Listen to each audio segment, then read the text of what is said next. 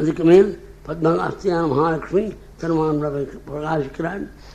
அதுக்கு மேல் பகவானுடைய கண்டம் கௌஸ்துபம் பிரகாசிக்கிறது. 4 திருக்கிரங்கள். அந்த திருக்கிரங்களில் தோல்வழிகள், ரத்னங்கள், ரத்னகமான மதுரங்கள் இருக்குது. அதுக்கு என்னைக்கு மெருகு கொடுத்தான்னு நீங்கள் நினைப்பீங்க. மெருகே கொடுக்க கட்டி வைக்க முடியும்? பகவானுடைய திருவாயுதம் இல்லாமல் திருக்கைகளை பார்க்கறதுக்கு ஜனங்கள் சம்மதிக்க மாட்டார். அதுக்காக போட்டு எப்போ கொடுத்துருந்தாராம் பகவான்? பாகம் மிச்ச வந்தருகிறே பரிவர்த்தனேன நித்தமான் அதிலோகபாலான். பகவானுடைய குர்மாவதாரத்து போது வந்தனமுடைய பிரட்டினாலாம். அப்போ அந்த திருவாபரணங்களுக்கெல்லாம் மெரு கொடுத்துன்னு பகவானுடைய பிரசன்ன முகம். அது அடியார்களுடைய தபஸை பார்த்து எப்படி படிக்கிறான், எப்படி பிரயோஜனம் பண்ணுறான்னு நினச்சி பகவான் தன்னுடைய முகத்தை அசைக்கிறார். ஆஹா! அப்போ அப்படி அசைக்கிற போது அந்த குண்டலம் தானாக ஆடுறது தான். பிருத்தியான் கம்பிதியா. அதுக்கு மேல் பிரசன்ன முகத்தில் ரமணீயமான நேத்திரம், சுந்தரம் தகாதம், இதெல்லாம் பார்த்து அந்த திலக்கம் பகவான் நேற்று இதில் இருக்காது. ரத்தகிரீட்டம் இப்படி பாருங்க. இந்த பகவான் கருணாருஷனாக பிரகாசிக்கிறான். அதை பார்த்து இப்படி நினைத்து தன்னை மறந்து பகவானுடைய மோட்ச தருணத்தை அடைகிறான். இது ஒரு மார்க்கம். இன்னொரு மார்க்கம் இது. மத்குணஸ்துதி மாத்திரேடாம் மயி சர்வகுஹாசயே மனோகதி அவிச்சன்னா யசா கங்காம்பதூம்புதூ.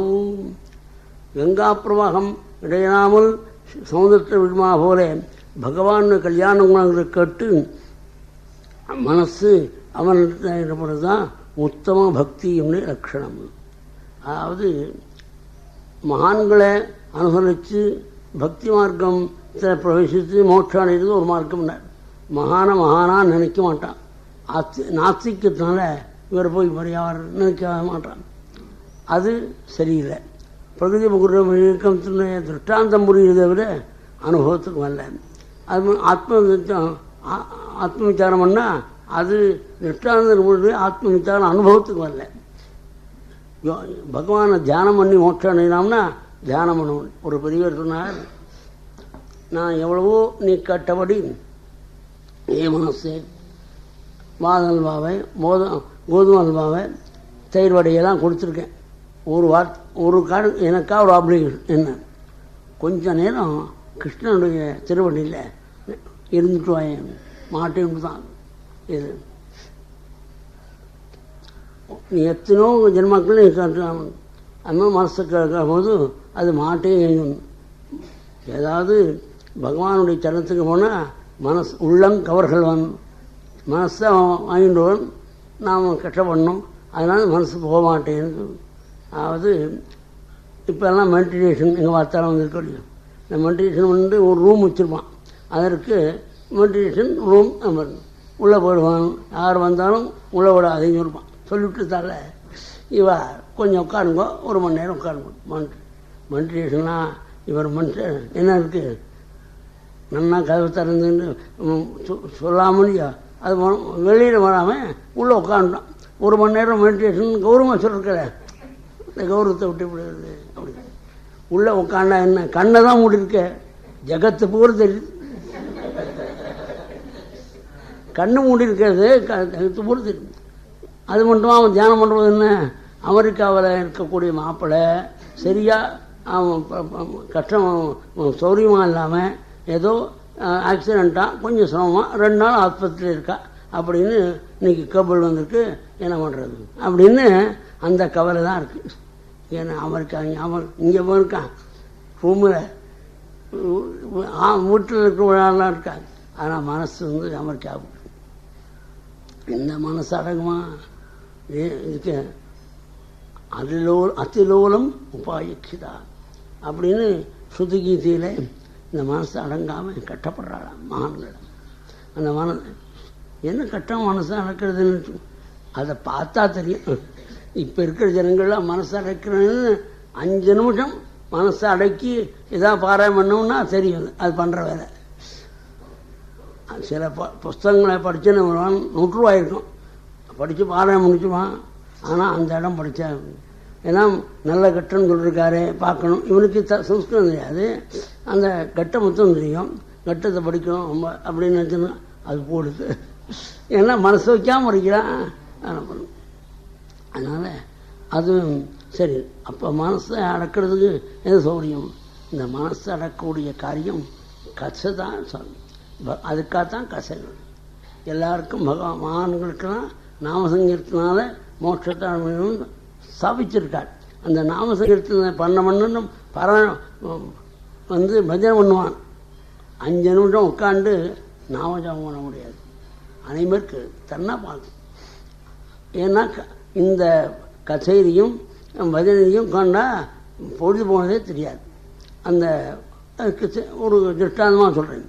ராமாயணத்தை கேட்குற பொழுது பாலகாண்டத்தை கேட்குறான். ராமாவதாரம், விஸ்வாமித்திரன் வந்தார், யஜ்ஞ சம்ரட்சணம், அதற்கு மேலே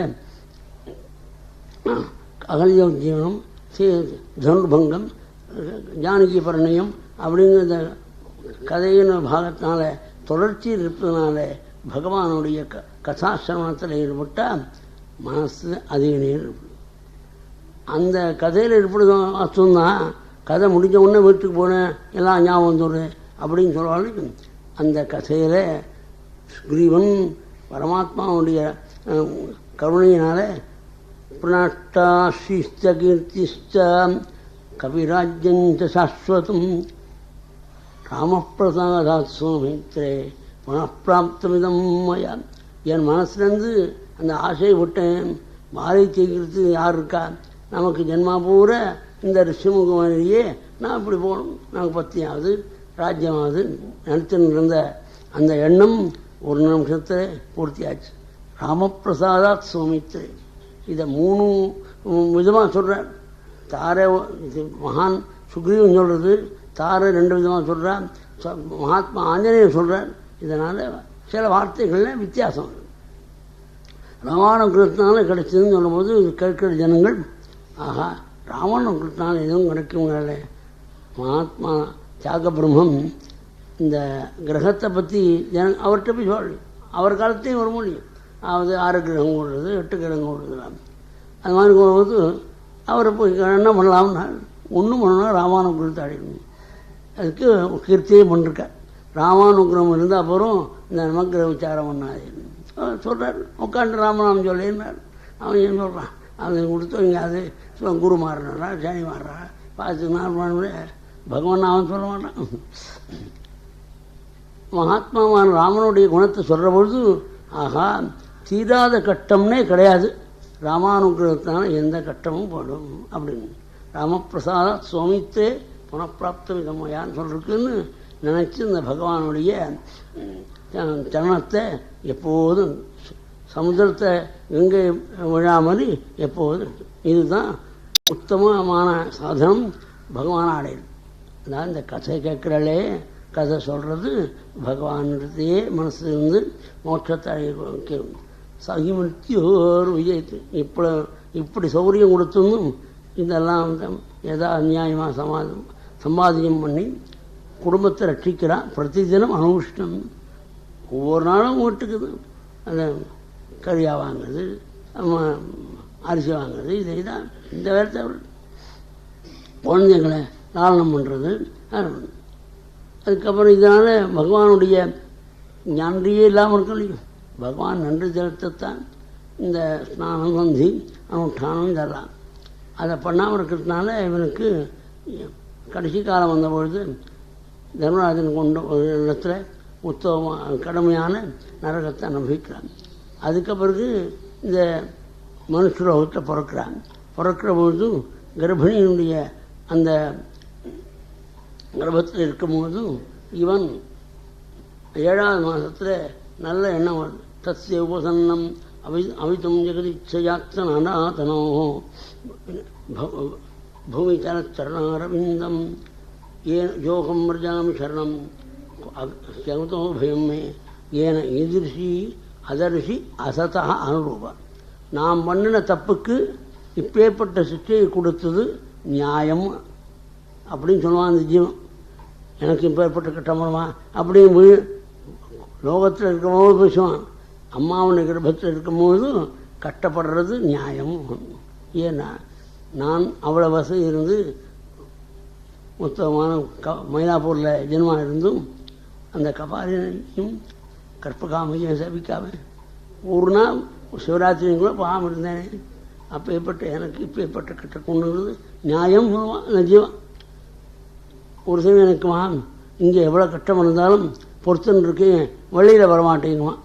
அது ஏன் சொல்கிறான், வழியில் வந்தால் எல்லாம் மாதிரி ஃபஸ்ட் ரேங்க் வந்து யார் செகண்ட் ரேங்கா அப்படின்னு கட்டுன்னு பள்ளிக்கூடத்துக்கு அனுப்பாள். அந்த கட்டம் வேணா இங்கேயே இருக்கேன்னு அடுத்து. ஆனால் இன்னொரு நிமிஷம் தாட்டு வந்தது, எண்ணம் வந்த உடனே என்ன சொல்கிறது, இந்த ஜீவன் அம்மாவுடைய கர்ப்பத்திலிருந்து சீக்கிரம் வந்துடுறேன் அப்படின்னு சொல்லிட்டு இருக்கும்பொழுது அதுக்கு மேலே அந்த குழந்தைய வழியை அனுப்பிச்சுடுறார். அதுக்கு உண்மையாக பசிக்கிற பொழுது மருந்து போட்டுருவாள், உண்மையாக கட்டம் இருக்கிற பொழுது ஆகாரத்தை கொடுப்பாள். இந்த குழந்தை குண்டாலின்னு வச்சு கட்டப்படுவாள். இப்படிலாம் வயசான பிறகு அப்போ நான் நல்ல காலேஜில் படிக்க வந்தவங்க நானும் ஒரு பையன்தான், எனக்கு வயசு நான் மேஜர் ஆகிட்டேன் அப்படின்னு சொன்னிட்டு பேசுவோம். நான் என்ன சகதைகேன மானேன வர்த்தமானேன்னு ஒன்று. நான் இந்த வயசு விருதியாகிற மாதிரி இந்த கோபம் தாபம் முதலிய துர்குணங்களும் விருதியாகும்.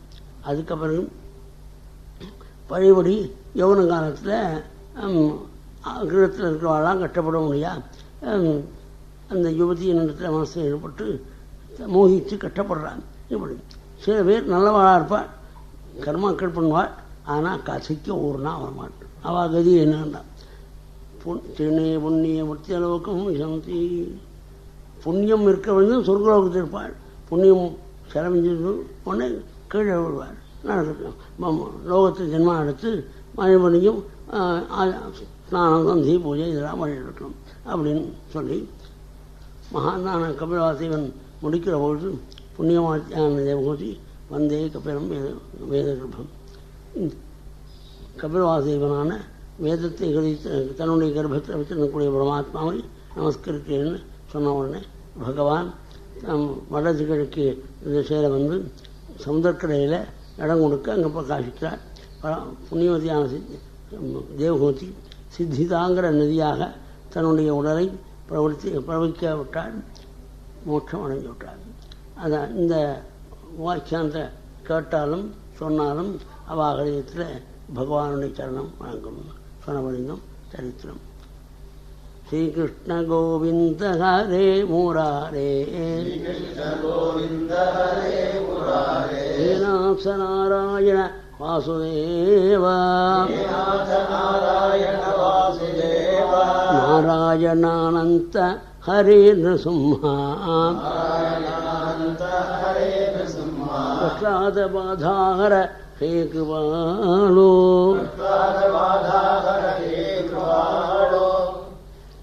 जिह्वे सदा एवं भज सुन्दराणि नामानि कृष्णस्य मनोहराणि समस्तभक्तार्तिविनाशनानि गोविन्द दामोदर माधवेति गोविन्दनाम संकीर्तनं जानकी जीवनस्मरणं नमः पार्वतीपतये सद्गुरुस्वामिनः आञ्जनेयस्वामिनः नरं चैव नरोत्तमं देवीं सरस्वतीं व्यासं ततो जयमुदीरयेत् पराकृतमद्बन्धं परं ब्रह्मनिराकृति सौन्दर्यसारगर्वस्वं वन्दे नन्दात्मजं योऽन्तःप्रविश्य मोवाचि मां प्रवृत्तां सञ्जीवयति अक्षयकृधस्वधाम्ना अन्यांश्च हस्तचरणश्रवणत्वगादीन् प्राणान् नमो भगवते पुरुषाय तुभ्यम्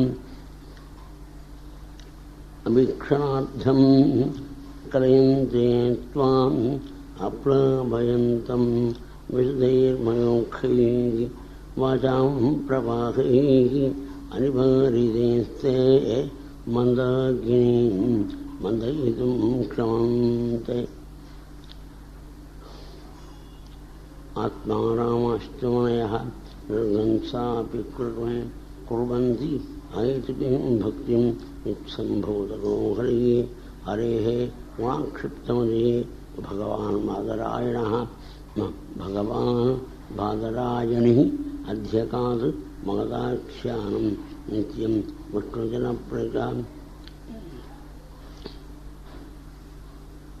அத்வைதாத்மபூர்ணம் அபிதா பத்மாடபே பாஸ்கரம் வித்வத்கோட்டிசமர்ச்சிதாங்கிரிகுணம் தத்வேதக்ஷாணம் பிரத்யாபித்ய சமஸ்தவேதபठन பிரௌஜத்வேகாலயம் சித்யத்வாகமிருதம் பராத்மனம் ஸ்ரீசங்கரம் பஜே புத்தியம்பரம் சோதீர்யம் நிர்பயத்வமனோகதா அஜாட்யம் வாக்பட்டுத்வஞ்ச அனுமஸ்வனாத்பவே ஸ்ரீயப்பதியா ஸ்ரீமன்னாராயணனுடைய அனுகிரகத்தால் சுவாமி தன்னுடைய புத்திரியான தேவகதி கருதுமருக்கு பாவனை குறித்தும் கபிலவாசேவன் அவதாரம் பண்ணி கபிலவாசேவன் தத்துவஜானத்தை தேவகூதி அம்மானுக்கு உபதேசம் பண்ணி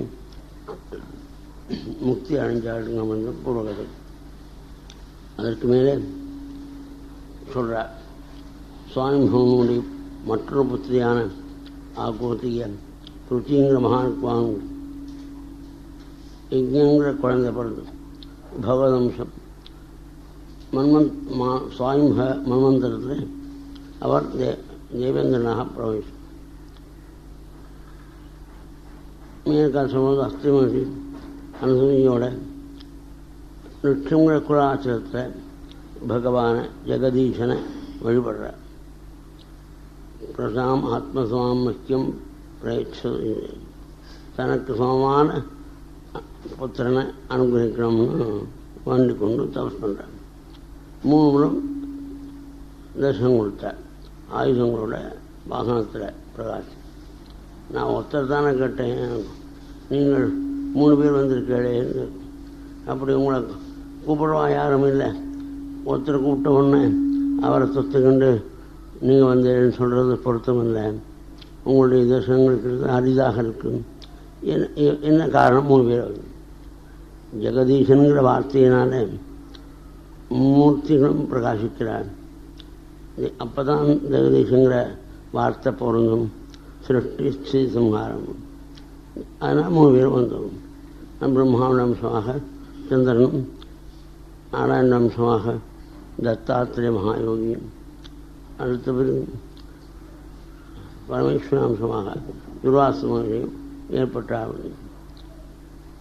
சுவாமி பகவானும் பிரசூதிங்கிற புத்திரிக்கு தட்சிணக்கு வாங்க 16 குழந்தைகள் போட்டாங்க. 13 குழந்தைகளை தர்மதேவதைக்கு விவாமனை கொடுத்தான். சுவாகாங்கிற கணக்கிய அக்னி பகவானுக்கு, சுதாங்கிற கணக்கிய பிதர்களுக்கு வாங்க, சதீய தேவியனும் தாக்ஷாயனும் பிரசித்தி பெற்ற லோகமாதாவின் அம்சமான தேவியை பரமேஸ்வரனுக்கு அர்ப்பணம். 16 பத்திரிகள் அமைந்ததில் 16 13 பத்திரிகள் அமைந்த தர்மதேவதை பரமாத்மாவுடைய கருணையினால நரநாராயணனாக மூர்த்தியினிடத்தில் பரமாத்மா ஜனங்கள் தேவதைகள்லாம் ரொம்ப கொண்டாடினான். அந்த அவதாரம் இதற்காக மோட்சகாமான தபஸ் பண்ணுற பொழுது தபஸுக்கு அடைஞ்சு கொடுக்குற வாழ்த்து கூட கோபம் வரப்படாதுன்னு காமி கடுமையாக தபஸ் பண்ணிருக்கார். தேவேந்திரன் அப்சஸ்திரீகளும் மன்மசனையும் மலைமாரத்தையும் வசந்த காலத்தையும் அனுப்பிச்சான். பிரமாதமாக கானம் நர்த்தனம் நடக்குது. நன்னாராயணன் கொஞ்சம் கூட மனசு கலங்காமல் தபஸ் பண்ணிருக்கார். அப்புறம் பயம் வந்துடுத்து தேவதைகளுக்கு, ஏதாவது சாபம் கொடுத்துருவாரு. சாபம் கொடுக்காமல் மாபீஷ்டா பயப்படாங்கோ, இந்த ஆசிரமத்தில் நிறைய பழங்களும் இருக்கு, பழங்களும் மற்ற வஸ்துக்களும் இருக்கும். சாப்பிட்றதுக்கு யாரும் இல்லை, நீங்களாம் உட்காருங்க. இவரே தான் பரமார்வாளோன்னு நினச்சின்னு இருக்கா. தன்னுடைய மனசினால் சிருஷ்டிக்கப்பட்ட உர்வசி முதலிய அப்சஸ்திகள் வந்தவாளுடைய சௌந்தரியத்தை போல 1000 மடங்கு பிரகாசம். அவள் பரமாறுறா. சாப்பிட்டால் பகவான் கேட்குறா, இந்த உர்வசி அப்சரங்களுக்குள்ள சிரேஷ்டமாக பிரகாசிக்கிறதுனால எங்கள் ஊருக்கு அச்சனம் வரும். அவளுக்கு எண்ணம் இப்பேற்பட்ட பணிப்பண்ணு வீட்டில் இருக்கும்போது தபஸில் ஈடுபட்டிருக்கார்.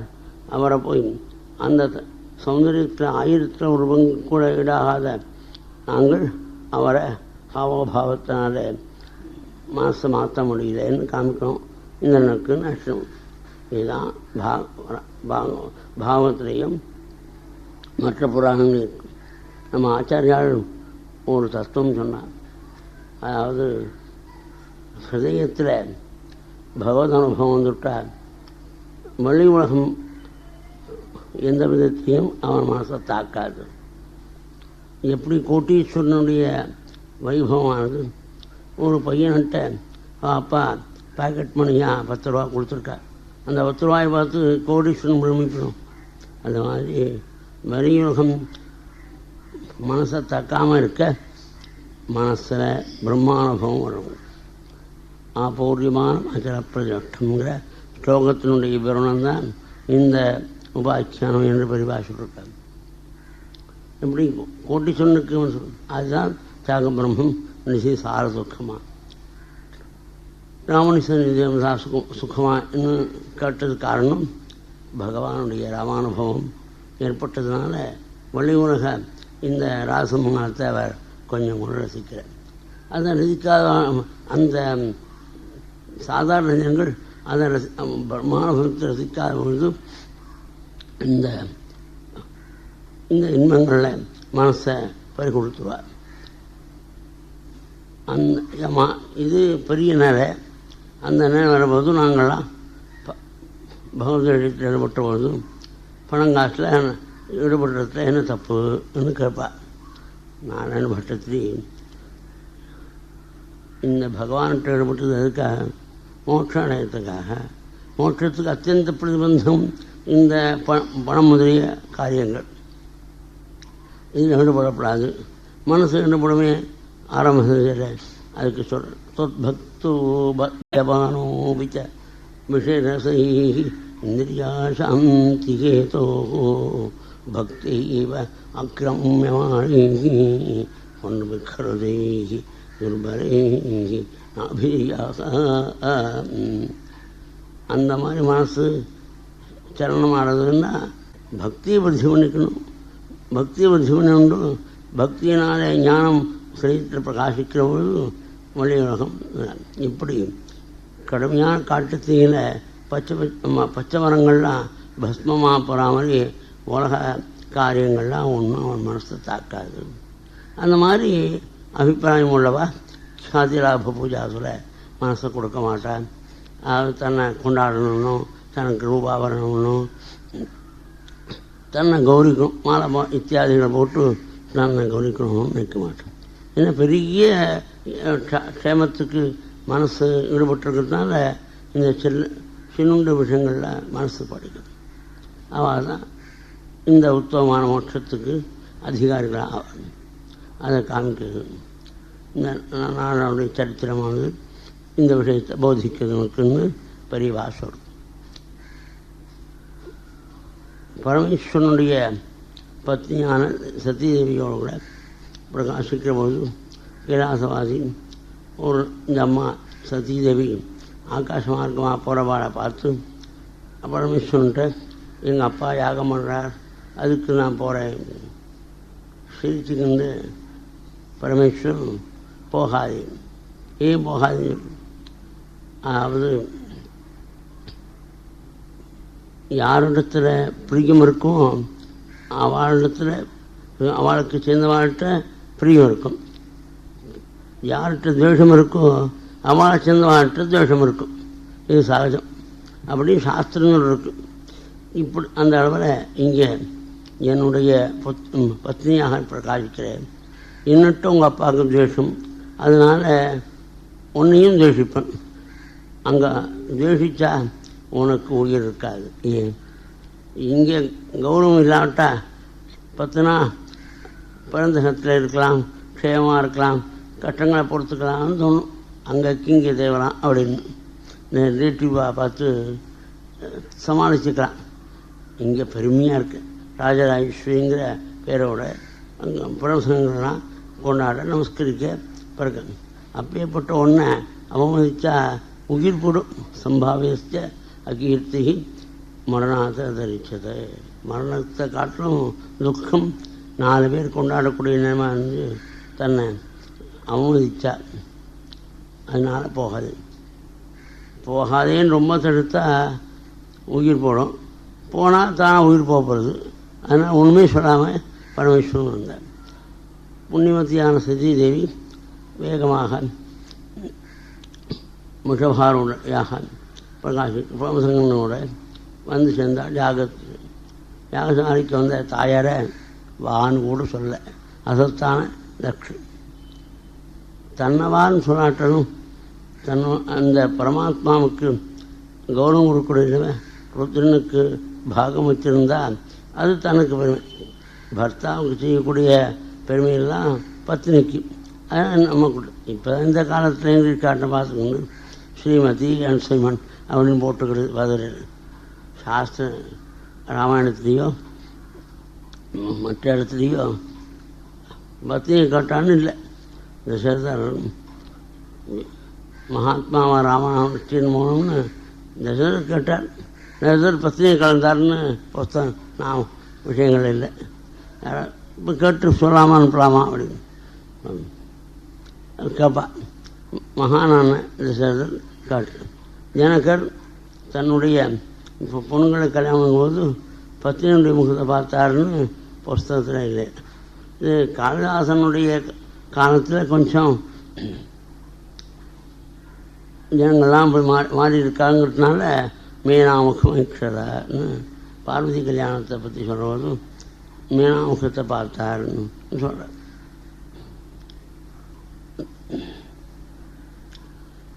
தனக்கு மதிப்பு கொடுக்காட்டாலும் பரமேஸ்வரனுக்கு அவர் பாகம் கொடுத்துருக்காளா அப்படின்னு பார்க்க. அருத்ர பாகந்தம் அவேக்ஷதாப்தம். பரமேஸ்வரனுக்கு அவர் பாகம் கொடுக்கலேன்னு தெரிஞ்சுட்டாள். உடனே கோபம் வந்து திக்காரம் பண்ணுறாள். புண்ணியவதியான சதி எத் ஜக்ஷணம் நாமகிரேரி துண்டனாம் சகத் பிரசங்காத் அகமா சுகந்தியது பவித்திர கீர்த்திம் தம் அலங்க சாதனம் பவானபோஜேஷ்டி சிவம் சிவேதரா. இந்த பரமேஸ்வரனை நாமாவை சிவநாமத்தை நேரடியாக சிவநாமம் தெரிஞ்சு சொல்ல வேண்டாம்.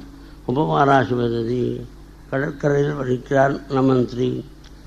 சசிவத்து வர்த்ததே உன் முக்கம் சந்தன் போல இருக்குன்னு சொல்கிற பொழுது ஏதோ ஒரு வார்த்தையை வாயில் சொன்னாலும் சிவாங்கிற 2 எழுத்து வார்த்தை வந்துவிட்டால் அவளுடைய பாதத்துடைய பிரம்மாதேவதைகள்லாம் சிரஸ்னால் தரிக்க காத்துன்னு இருக்கா. அப்படிங்கிற பொழுது நேரடியாக ஸ்ரீருத்திரத்தில் பகவானுடைய மகிமையை சொல்கிறது. அந்த ருத்திரத்தை சொல்கிறவாளுக்கு கை மேலே கைவல்யம் இருக்குதுன்னு சொல்கிறதுக்கு தயக்கம் உண்டாது.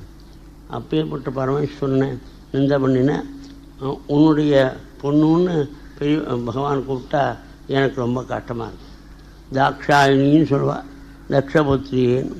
அந்த பரமேஸ்வரன் நிந்த பண்ண உன்னுடைய பேர் சம்மந்தப்பட்ட அந்த பேர் எனக்கு இருக்க மாட்டேங்குது. எப்படி இருக்கும்?